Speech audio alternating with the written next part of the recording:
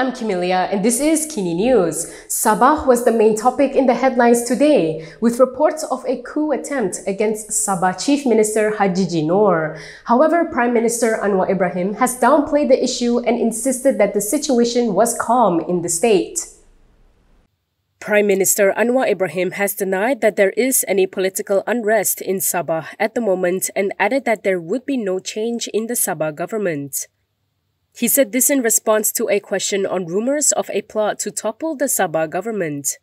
When quizzed by reporters today, Anwar said he had discussed the issue with Sabah Chief Minister Hajiji Noor, Warisan President Shafie Apdal and Sabah BN Chairperson Bung Mokhtar Radin. Anwar added that he had also talked to Umno President Ahmad Zahid Hamidi and DAP Secretary General Anthony Loke. Dan nampak keadaan tenang sementara ini dan saya tidak fikir ada apa-apa yang gejolak yang berlaku. Akan perubahan kerajaan negeri lah maksudnya? Saya tengok tak ada apa-apa perkembangan. Cuma dimaklumkan ada beberapa isu. Saya minta Ketua Menteri bincang dengan baik dengan rakan-rakan di negeri Sabah. Yesterday, there were reports that an attempt to overthrow Hajiji as chief minister had failed. The alleged plot was linked to the movement of some Warisan and Umno state representatives. Shafie had called a press conference yesterday afternoon, and it was speculated that this was to announce he had sufficient numbers to topple the Hajiji-led government. However, the event was postponed after journalists waited for 2 hours. Umno Sabah assembly persons had also gathered at the party's headquarters in Kota Kinabalu, which had led to speculation about a coup with Warisan. Meanwhile, all 7 Harapan assembly persons in Sabah said yesterday that they did not give any statutory declarations of support for any parties after 2020. They added that they will not support the formation of a backdoor government. Meanwhile, Umno Sabah leader Bung Mokhtar Radin could be sacked from the Sabah cabinet. According to a report, Bung was one of those involved in the plot. Sabah Chief Minister Hajiji Noor will be reshuffling his cabinet following a failed coup attempt against his government. This is according to Free Malaysia Today, which quoted a source as saying that Deputy Chief Minister Bung Mokhtar Radin is expected to be axed over the alleged plot. The source claimed that Bung was one of those linked to the coup. They added that Sabah Tourism, Culture and Environment Minister Jafri Arifin will also be sacked. However, the source said that not all BN leaders would be removed from Hajiji's cabinet and reiterated that it wasn't a divorce with Sabah BN. The source added that Hajiji intends on bringing Pakatan Harapan Sabah assembly persons into his cabinet. Yesterday, Umno Sabah assembly persons had gathered at the party's headquarters in Kota Kinabalu, which prompted speculation about a coup attempt with Warisan to remove Hajiji as Sabah chief minister. However, the coup backfired when they failed to get the backing of 40 assembly persons. FMT reported that 6 of Umno's 17 assembly persons refused to support the toppling of Hajiji's GRS-led state government. It was also reported that Hajiji had held a meeting with GRS and Pakatan Harapan State Assembly members during a New Year's get-together. During the meeting, all GRS and Harapan State Assembly persons were said to have reaffirmed their allegiance to Hajiji. State Assembly members from Parti Bersatu Sabah and Parti Solidariti Tanah Airku had also pledged support for Hajiji yesterday. Speculations on the Sabah coup started from several meetings and a press conference by Warisan President Shafie Apdal, which was supposed to be held yesterday. However, it seems like the plot did not go according to plan. A press conference that had been called by Warisan President Shafie Apdal was cancelled yesterday. The press conference had been scheduled amid talk of a coup plot to oust the GRS-led Sabah government and Sabah Chief Minister Hajiji Noor. According to Oriental Daily, it was supposed to take place at a hotel in Kota Kinabalu at 4:30 p.m. yesterday. However, local journalists who had gathered at the hotel were later told about the cancellation of the event at 6:45 p.m. Oriental Daily reported that the press conference had become a tea party. They said several Warisan representatives were spotted at the scene, while food and beverage were served to individuals who had gathered for the event.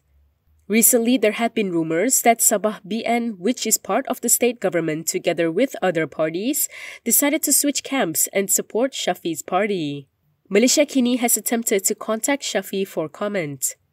Yesterday, all state assembly persons from Parti Bersatu Sabah and Parti Solidariti Tanah Airku had reiterated their support for Hajiji to continue leading the state. In a joint statement, 7 Pakatan Harapan state assembly persons also said they did not give any statutory declarations of support for any parties after 2020. The current Sabah government has the support of 59 assembly persons. 29 of the assembly persons are from GRS, 17 from BN, 7 from Harapan, 3 from Parti Kesejahteraan Demokratik Masyarakat, 1 independent, and 1 each from Parti Bangsa Malaysia and Parti Harapan Rakyat Sabah. Warisan, which has 19 state assembly persons, is the only party in the opposition. A GRS leader has also commented on the coup. He said any factions aspiring to take over the Sabah government should wait until the next state election to determine if they have the support of the people. GRS Information Chief Joniston Bangkwai has commented on speculations of parties trying to plot and take over the Sabah government. He said any factions that are aiming to take over the Sabah government should wait until the next state election. According to him, this is to determine if they have the support of the people. He added that the focus should now be to hasten and intensify efforts to develop the state, not on hatching a plot to unseat the current state government. He stressed that any moves that could bring about political instability in Sabah should be avoided and instead all concerned should focus on strengthening unity. Joniston said it is regrettable that certain quarters appear to continue undermining the state government led by Chief Minister Hajiji Noor and pointed out how the state has seen tremendous growth under Hajiji's leadership. Yesterday, GRS Secretary General Masidi Manjun said the party was ready to prove the validity of Sabah Assembly persons' support for Hajiji as Chief Minister. This came after certain parties claimed that they had the support of more than half of the Sabah State Assembly persons to form a new state government. Moving on to UMNO, the party's Supreme Council has decided to suspend the Arau UMNO division due to disciplinary reasons. The Arau UMNO division has been suspended for breaching the party's constitution.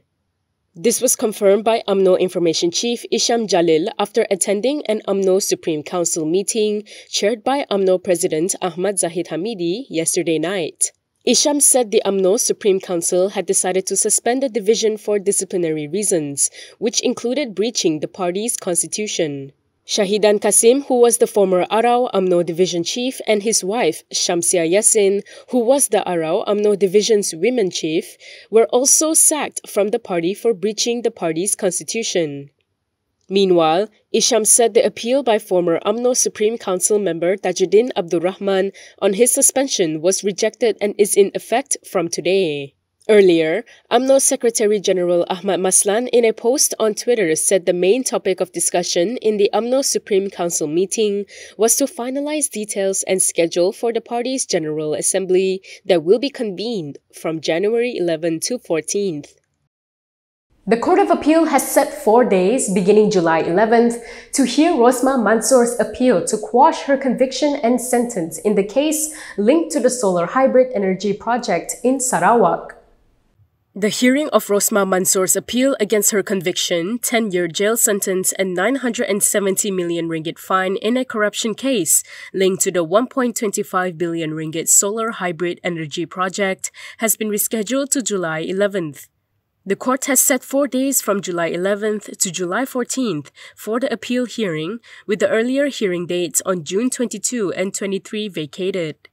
Rosmah's counsel, Akberdin Abdul Qadir, confirmed the rescheduling during case management earlier this morning. He said the defense team wanted more dates for the 3 appeals, so the court set dates that stretched for 4 days in July.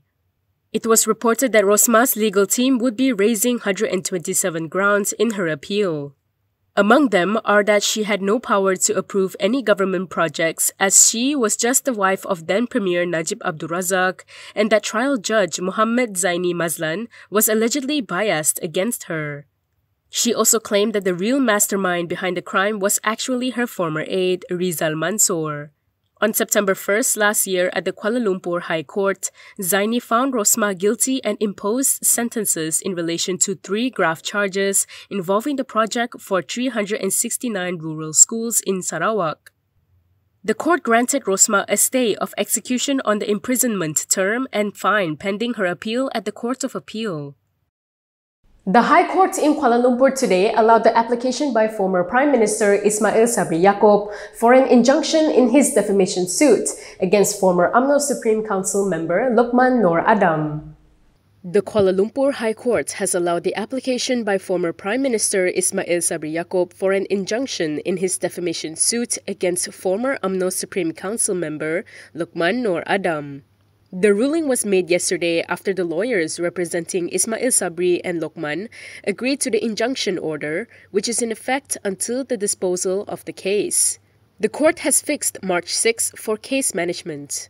Meanwhile, lawyers for Ismail Sabri and Lokman declined to disclose the terms stated in the draft agreement when met by reporters.